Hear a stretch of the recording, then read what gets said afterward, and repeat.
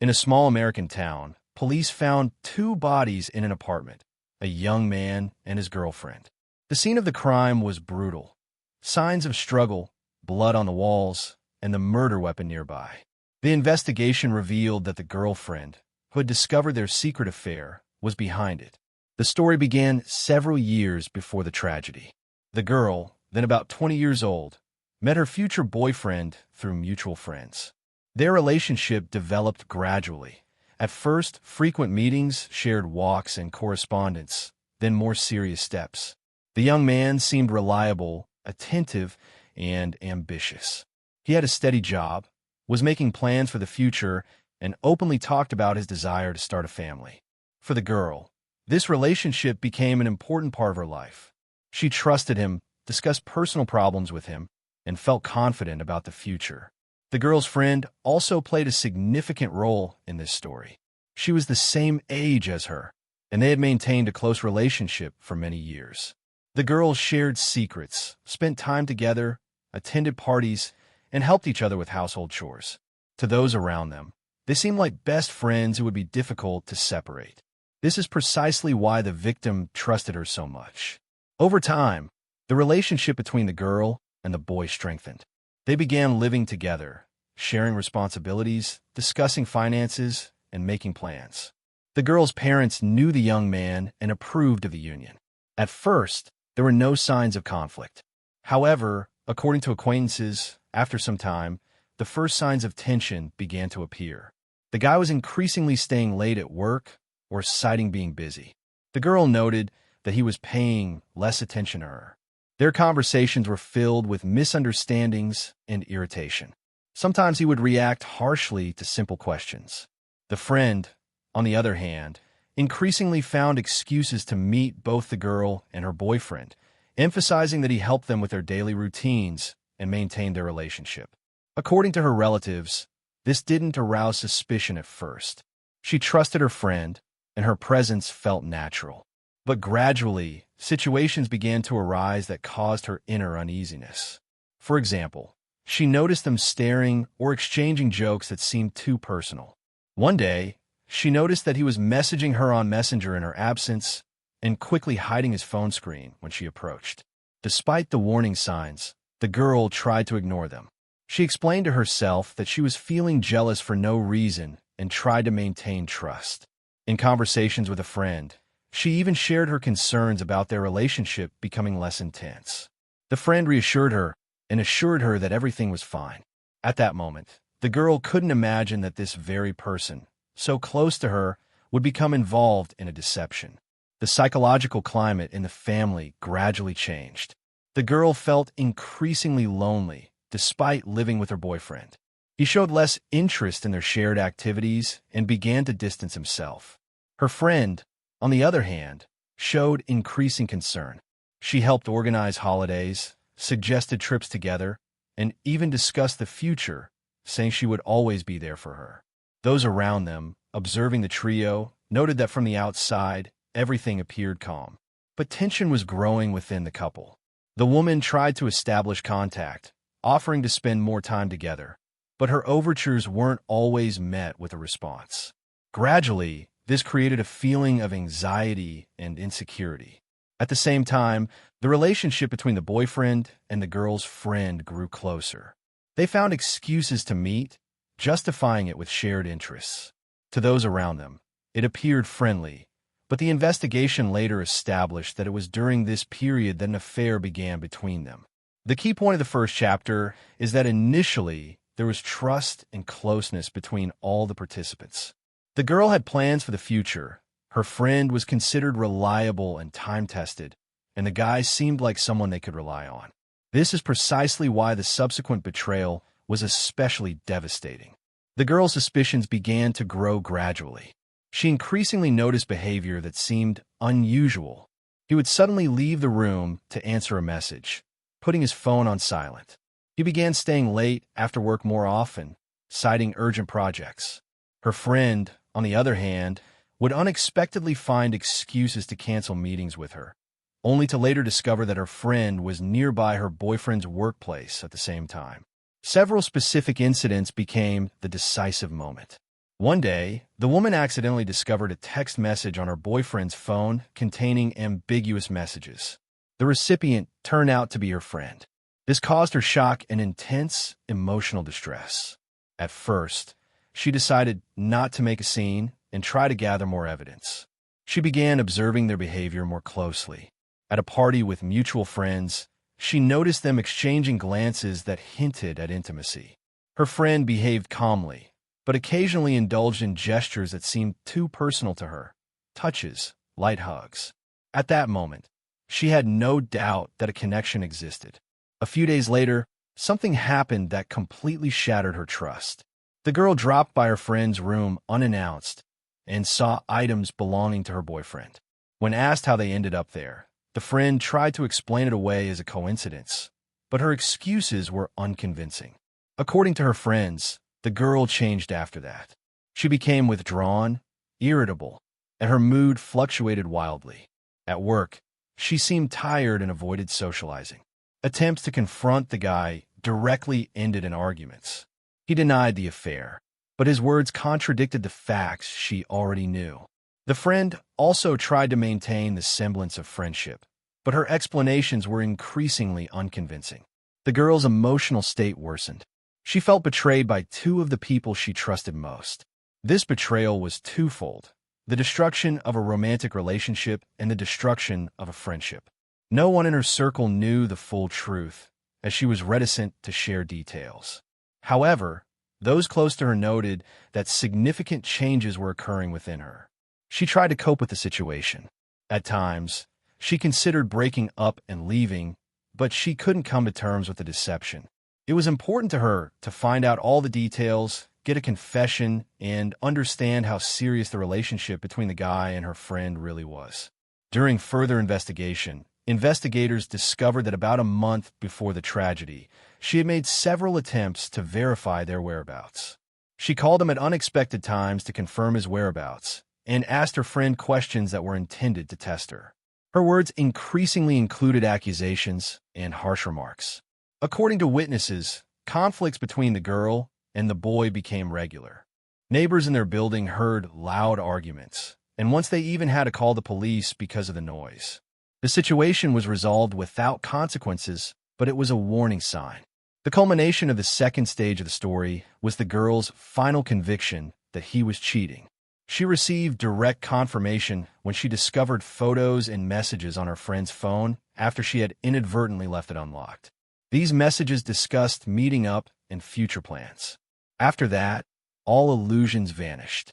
The girl realized the betrayal was real and profound. It was at that moment that her mental state entered a new phase, from doubt and suspicion to anger and a thirst for a showdown at any cost.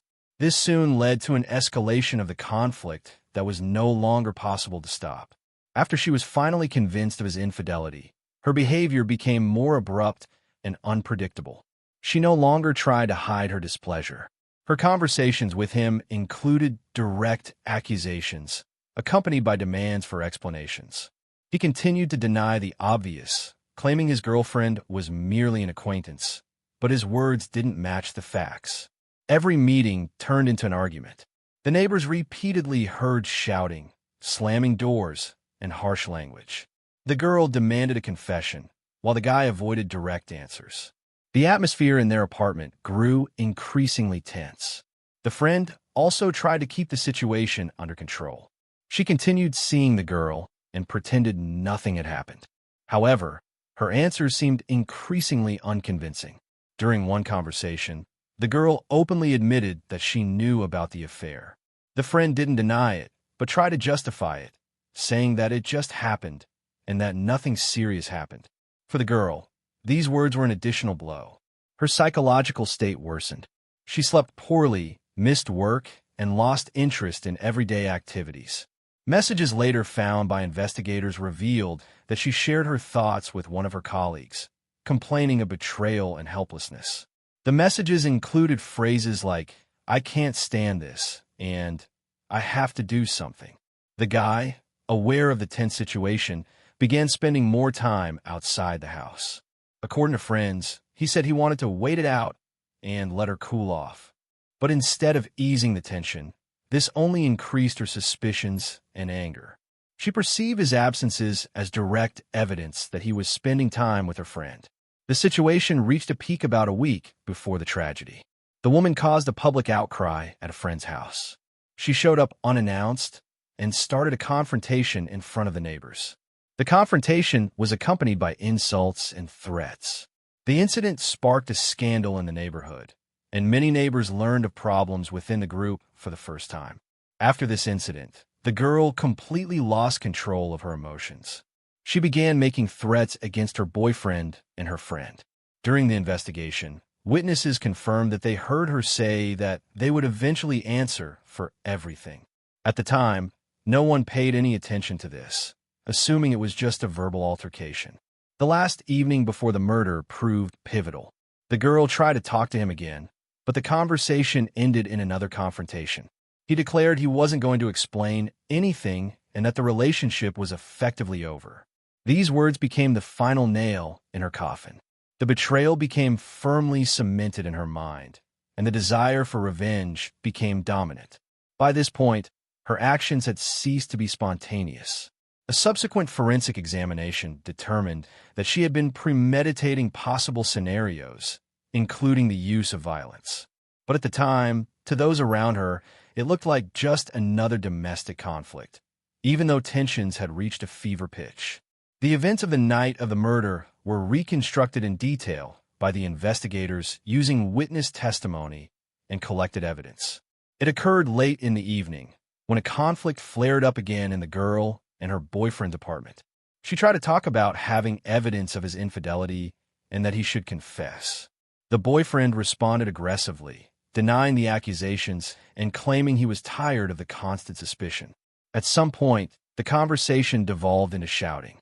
According to the investigation, her friend arrived at the apartment around the same time. She knew in advance that the girl would be home, but she decided to show up anyway, hoping to smooth things over or talk to the guy. This visit proved decisive. The three found themselves in the same room, and tensions immediately reached a breaking point. Witnesses from neighbors later testified that they heard loud arguments, the sound of blows, and a woman screaming. They said the incident lasted for several minutes before it died down. A reconstruction of events suggests the argument began with mutual accusations. The woman accused the man of betrayal, pointing out facts she had witnessed with her own eyes. Her friend tried to intervene, but her words were perceived as mockery. At some point, the woman grabbed a kitchen knife that was on the table. The boy was the first to be struck. Investigators recorded multiple wounds to the chest and abdomen. The struggle continued. He tried to defend himself, but sustained fatal injuries. His friend, seeing what was happening, screamed and tried to run out of the apartment. The girl, in a state of shock, attacked her as well. The knife wound proved fatal. Significant blood, signs of struggle, and overturned furniture were found at the crime scene. The scene indicated a violent confrontation. After the murder, the girl remained in the apartment for some time. She did not immediately attempt to escape. An autopsy later determined that she sat next to the bodies for several minutes, taking no action. The first call to the police came from neighbors who heard noise and screaming. Arriving officers found the apartment door ajar.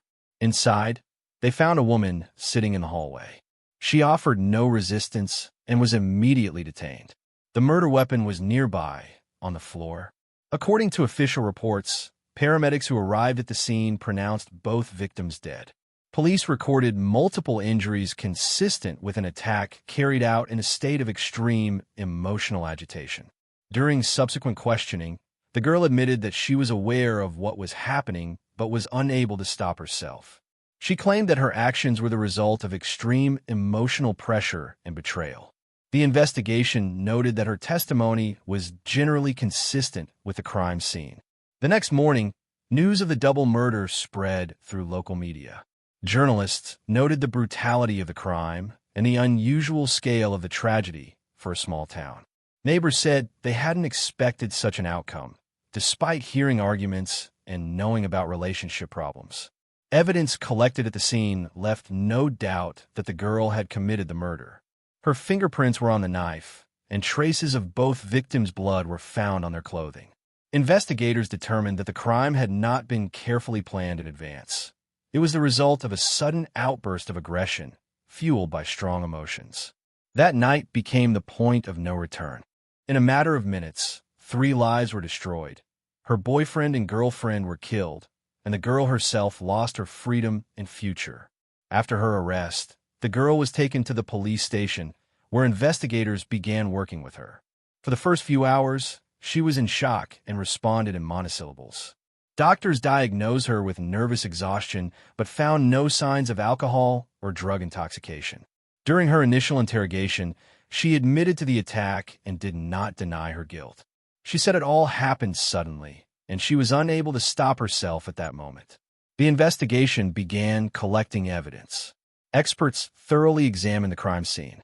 Fingerprints, a knife with traces of blood, and the girl's clothing were recovered. A forensic examination confirmed that the victims had sustained multiple injuries incompatible with life. The reports stated that the blows were inflicted randomly, which is typical of a state of emotional distress. Questioning neighbors yielded additional information. Several people heard screams and the sound of struggle. One neighbor claimed to have witnessed loud arguments between the girl and her boyfriend several times before that evening. This testimony strengthened the investigation's theory of systematic conflicts. The participants' phones were also examined. The messages between the boyfriend and girlfriend contained messages confirming their close relationship. For the investigator, this became key evidence of motive. The girl's messages to colleagues and friends revealed that she had been experiencing severe emotional distress for a long time. The girl's assigned lawyer immediately declared that her actions must be viewed through the lens of a state of passion.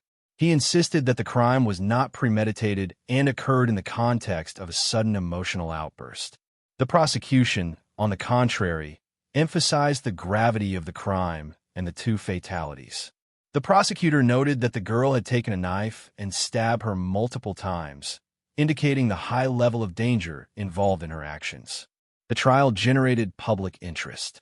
Journalists were present in the courtroom, covering the case for local news outlets. The reports emphasized the tragedy of the situation. The victims were 2 young men, and the defendant was a woman with no prior history of legal trouble. Expert psychologists testified at the trial. They confirmed that the defendant's emotional state indeed corresponded to signs of emotional distress.